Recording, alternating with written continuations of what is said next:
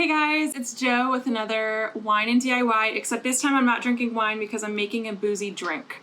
Yes, this is the Boozy pumpkin spice milkshake. Oh, by the way, Spooky shirt is Pumpkin Queen. So the first thing you're gonna do is take a glass, get some toasted graham crackers on the rim.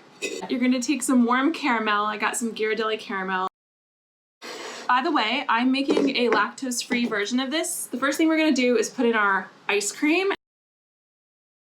Let's add in our pumpkin puree. All right, so now we just have to do our pumpkin pie spice, ground cinnamon, and milk. Last but not least, we need our bourbon. So I picked up some Bullet bourbon. Okay, everything is in the blender.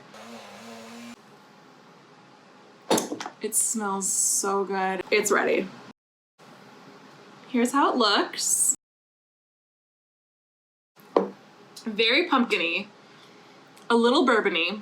If you would do me the honor of making this at home for you or a loved one, it could have bourbon in it or not. Let me know what you think, and I'll be over here waiting to hear from you.